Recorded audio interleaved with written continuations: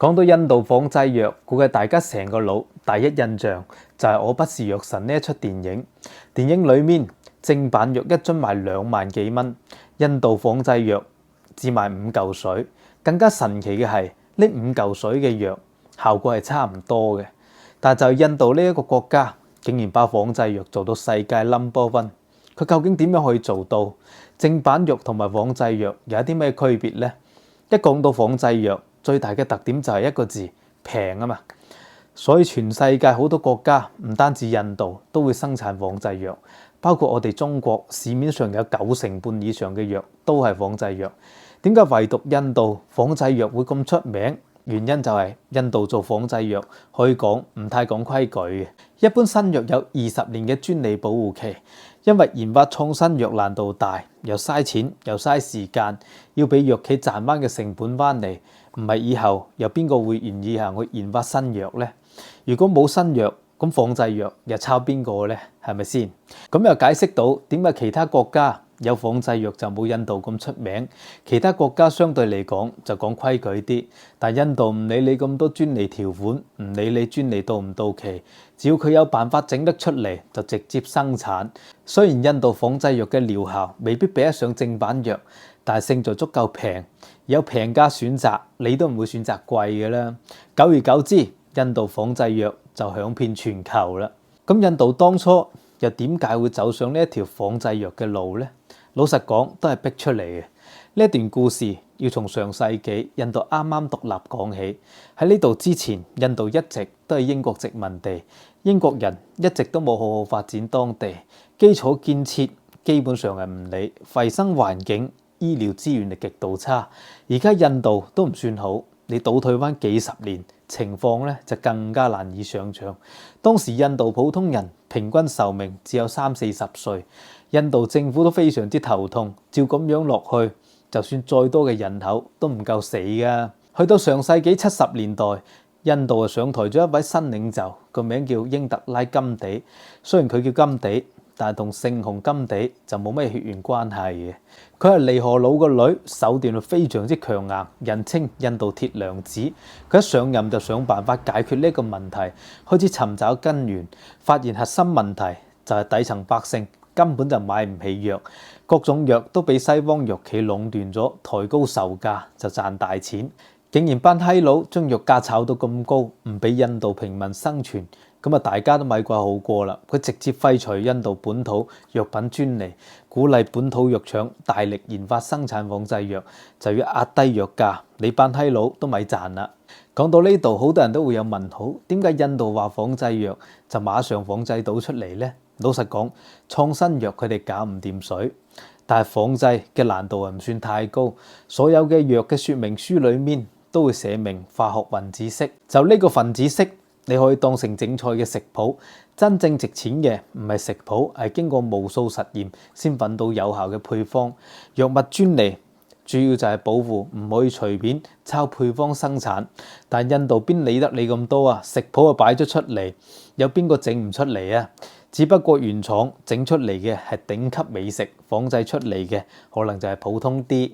但係只要調整工藝，藥品依然可以用。兩者追求嘅目標本來就唔一樣。正版就好似頂級料理，追求最佳嘅療效；仿製藥唔追求完美，最緊要平，可以用，有得救就得啦。咁醫藥行業有一個標準叫做一致性評價，只要藥效達到正版60%以上，就屬於合格。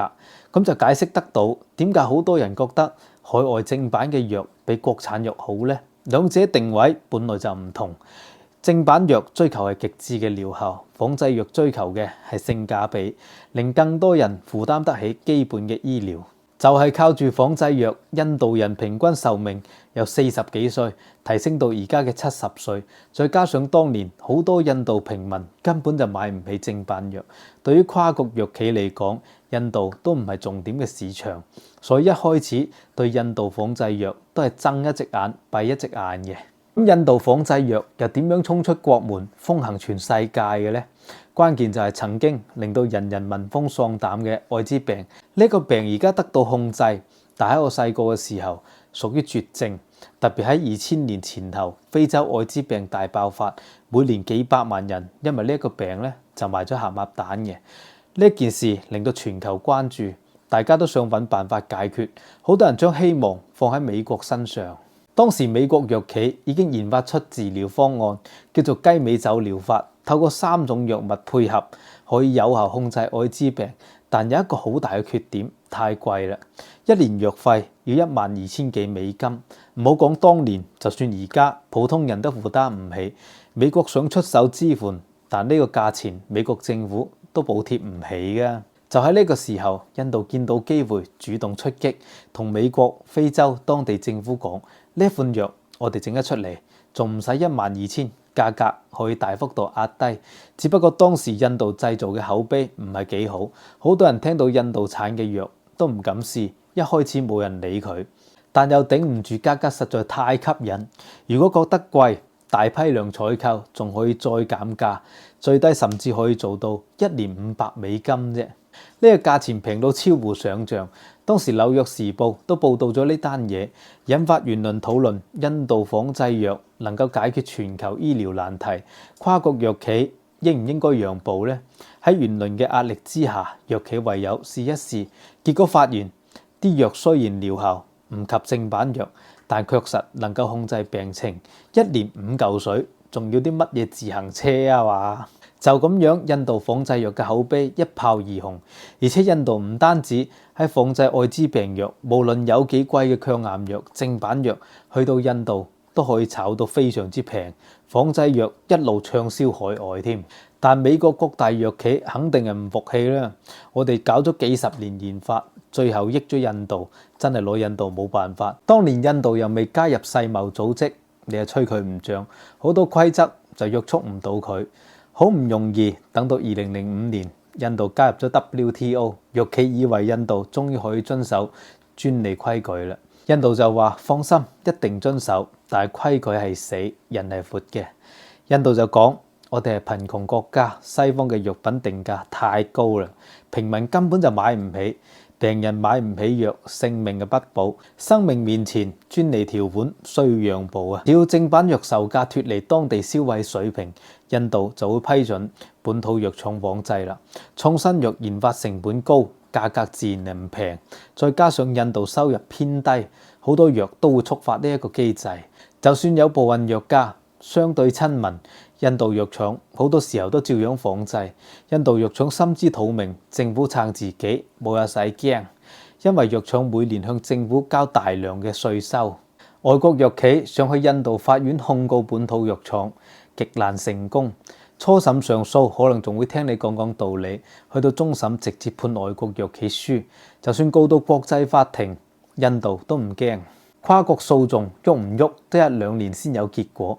呢段時間，印度藥廠早就已經靠仿製藥賺咗一大筆錢，成本早就收翻嚟，連罰款都賺埋翻嚟啦。好多人講印度手段真係高明啊，其實呢一套做法都係跟美國學翻嚟嘅。1戰2戰之前，好多創新藥都係歐洲研發，戰爭爆發需要大量藥物，但係歐洲藥物嘅價格超級貴，美國直接宣布暫停執行藥品專利，由本土藥廠仿製。美國仿製藥企趁機發咗一筆，又繳納巨額嘅稅款。戰後美國政府就睜一隻眼閉一隻眼，歐洲抗議都冇用，美國當時就用而家印度呢一套邏輯應對啊。直到2戰結束，美國成為咗世界強國，先重新建立嚴格嘅專利制度，打壓仿製。而家印度仿製藥崛起，輪到美國頭痛啦。仿製藥呢一件事，法律層面有爭議，但係客觀上又幫咗唔少嘅基層百姓，唔少嘅人權組織、底層民眾都支持印度仿製藥廠。再加上跨國藥企嘅利潤極高，藥價又天價。好多人覺得印度做法係某種意義上嘅劫富濟貧，國際輿論又好多時候都站喺印度嗰邊，甚至美國政壇都出現分歧，一邊係藥企提供競選資金，一邊係選民選票，仿製藥議題變成咗政黨互相攻擊嘅話題。後嚟奧巴馬上台推行咗全民醫療，政府負擔醫藥開支，天價正版藥變成咗美國政府嘅負擔，政策開始傾向放鬆仿製藥嘅發展。美國甚至立法設立咗首仿權，邊家藥廠最先成功仿製藥品並且通過測試，可以獲得半年嘅獨家銷售優惠，半年裏邊可以高價銷售，利潤呢超級和味。呢一條法案一出，所有嘅藥廠瘋狂投入仿製領域，本來專注研發新藥嘅企業都開始入局仿製藥，真正做到打唔過咪加入咯。後嚟美國藥企甚至同印度政府慢慢達成默契，因為研發新藥最大嘅成本就係人體臨床實驗，呢一部分嘅開支可以佔到總成本嘅5%到7%。印度人工平，監管力度相對寬鬆，好多跨國藥企直接將臨床實驗搬到去印度，大幅度減少咗成本。實驗基地放喺印度，印度藥廠想抄配方仿製藥品，自然就更加容易。兩邊就慢慢地形成咗一種潛規則。美國藥企喺印度做實驗，唔少操作踩界，印度唔深究，印度大量生產仿製藥，美國藥企有時候都唔會強力打壓。本來應該幫助平民嘅醫療方案，慢慢就變成咗一種牟利嘅生意。最早美國藥企喺印度做實驗，為咗降低成本，好多操作都已經唔守規矩。每年唔少當地人因為臨床實驗出現咗嚴重嘅後遺症。雖然印度政府後嚟聲稱加強監管，但多數都係只係講一講。仿製藥產業鏈每年為印度帶嚟咗龐大嘅稅收，官商自然唔願意大力整頓。同時咧，印度本土仿製藥嘅質量就參差不齊，越嚟越嚴重。質量最好嘅批次就出口歐美，普通貨就留喺國內銷售。最劣質嘅藥品就大量輸往非洲，因為非洲常年衝突不斷，醫療條件極差，藥品出事都好難去追查嘅。印度最大嘅藥廠蘭伯西曾經爆出巨大嘅醜聞，實驗數據造假，廠區衛生惡劣。都係小事，無菌實驗室裏邊竟然發現蝙蝠竇添。美國藥監局最初派官員過去調查，幾名調查員駐留咗半年，凡冇發現重大問題。後邊揭發調查員俾當地企業收買咗，直到大量患者反映食咗印度仿製藥，完全冇療效，甚至有人喺藥品裏邊粉到玻璃碎，事件先徹底曝光。鑑於大量投訴，各國先開始加強對印度仿製藥嘅檢查。由此可見，仿製藥絕對係一把雙刃劍。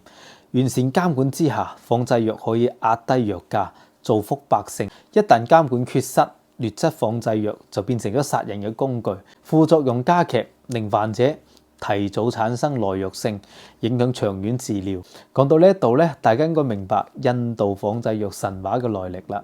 唔知你哋有啲咩感想呢？喂，好啦，我喺評論區嗰度講一講。好啦，今期就講到呢度啦，下期再見，拜拜。